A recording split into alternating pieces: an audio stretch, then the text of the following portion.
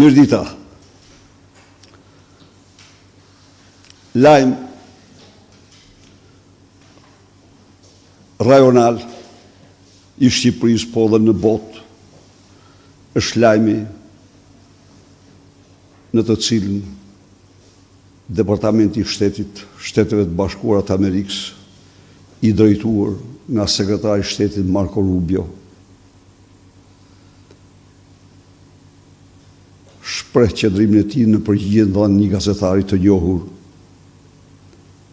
se ai nuk përkrah dhe nuk mbështet vendimet politike, politizuese, apo qëndrimet politizuese të administratës Biden, në rastin konkret për Sali Berishën.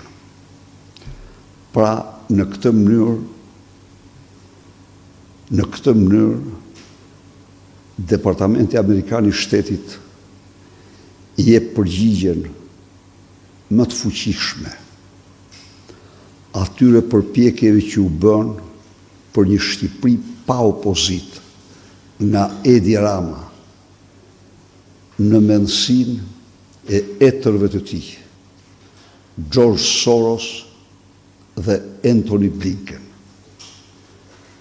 Ky vendim i një rëndësie të madhe shkputjes dhe mospranimit të vendimeve politizuese, përpjekjeve të administratës së mëparshme që për shkak të lobimit korruptiv të Edi Ramës dhe George Sorosit të ndëshkonin opozitën konservatore, përfunduan një lloj si ai që firmosi në aty ku e kanë vendin. Me këtë rast, unë falënderoj Departamentin e Shtetit, sekretari Rubio, administratën e re dhe presidentit Trump për këto qëndrime jashtëzakonisht të rëndësishme kundër vendimeve të ekstremit të majt, kundër vendimeve të forcave antidemokratike të majta në Shqipëri dhe kudo në botë. Ky vendim është gjithashtu një shpërblim i madh për të gjithë ata demokratë e demokratë që në kushtet më të pazakonta qëndruan për kauzën e drejtë, qëndruan për të vërtetën, e cila vonon dhe nuk harron. Ky vendim nxjerr edhe një herë në para shqiptarëve dhe botës fytyrën e shëmtuar të atyre që morën përsipër një akt të tillë që me vendime politike të godisnin opozitën konservatore në Shqipëri. Dhe njëherë faleminderit.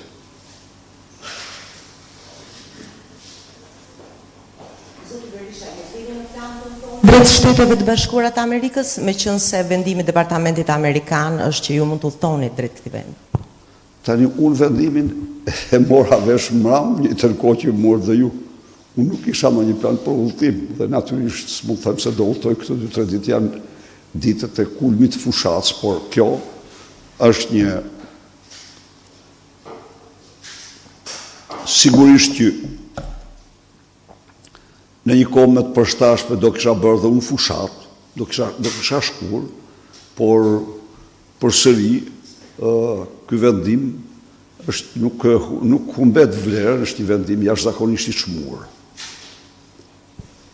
Anon Kellogg nga ABC News. Zoti Berisha, po ju vetë a e keni pyetur Departamentin Amerikan të Shtetit dhe çfarë përgjigje keni marrë? Unë nuk e kam marrë asnjë përgjigje nga Departamenti Amerikan i Shtetit, as për këtë dhe për asgjë tjetër. Pyetja është, a ju është hequr non grata, zoti Berisha? Pyetja është se non grata është konsideruar vendim politik. Dhe është denuar, kjo është denim i atij vendimi. Është denim, se është tjetër kur shqyrtohet dhe bëhet kjo apo ai qëndrim, po e shpallur vendimet politizuara të administratës Biden. është pa ekivok. Pra, është e pa shpresë. E si në ekonomi Report Televizion, gjatë kësaj periudhe, a keni kërkuar ndonjëherë vizë për në SBA? Urdhoni?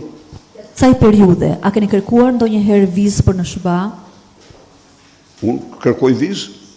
Jo, s'kam kërkuar vizë. Nuk kam kërkuar vizë. Unë nuk kam kërkuar vizë pasi kam lënë detyrën e kryeministrit në mos gabohem asnjëherë. Shumë faleminderit. Ju keni deklaruar se veç mas kontratës e lobimit në SBA, për zotin Lasivita do të keni një kontratë të mëvetshme që e paguan sipas jush Partia Demokratike. Me që jemi 3 ditë larg zgjedhjeve, a është e udhës të na tregoni për sa para janë marrë vesh dhe a janë paguar para deri tani për të? Edhe njerëz mora vesh se Pra, ju keni thënë se për kontratën e lobimit me SBA nuk përfshim pagesën për këshilltarin tuaj Lasivita, për cilin keni thënë që ka një pagesë dhe një kontratë më vete. A mund ta dim sa shifra parashikuar e rënë dakord me të për të paguar dhe është paguar ndonjë para për këshilltarin tuaj? Partia Demokratike ka një kontratë me Kris Lasivita, absolutisht jo për lobim. Për këtë t'jeni 100% sigurt. Kontrata me Kris Lasivita është kontratë për konsulencë elektorale. Dhe këto janë të ndryshme në ligjin amerikan. Pra, kjo është e vërteta. Por, siç keni pa, çështja ime ka tërheq vëmendjen e 10 analistëve nga më të shquarit, me 10 shkrime dhe këtu një gazetar përsëri, që unë nuk është se e njoh atë gazetar, më thonë që qenë ka korespondent në shtëpinë e Bardhë, është një gazetar që ka drejtuar një pyetje në zyrën përkatëse të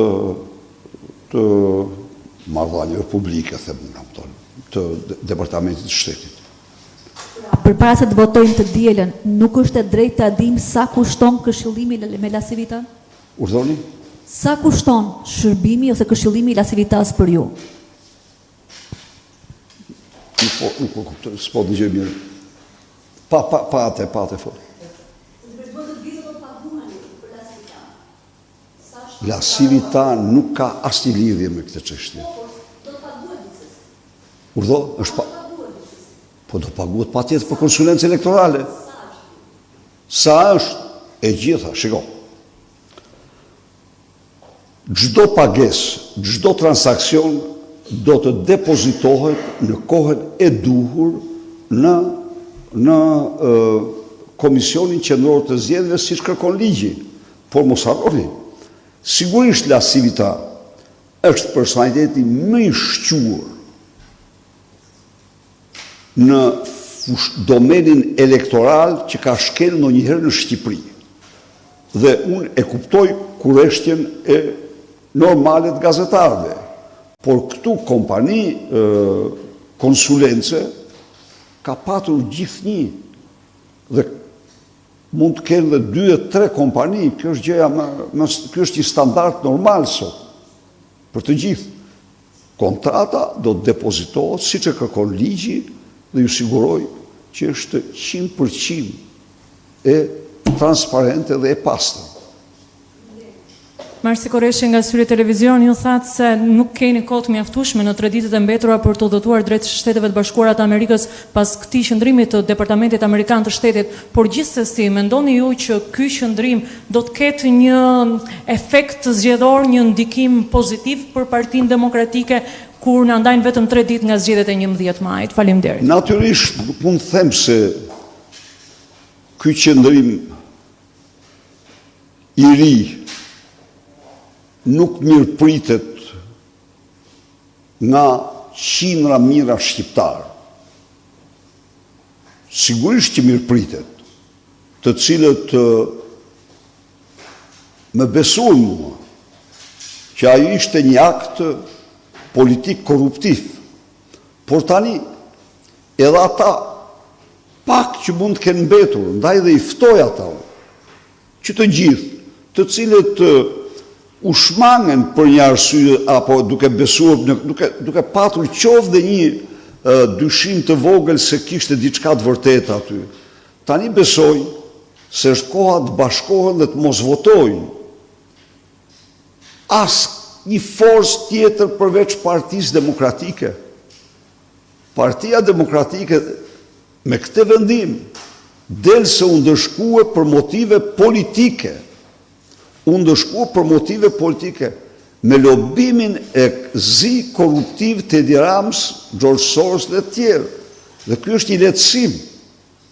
Ky është i thirrje për çdo demokrat e demokrat, për çdo opozitar, për çdo shqiptar.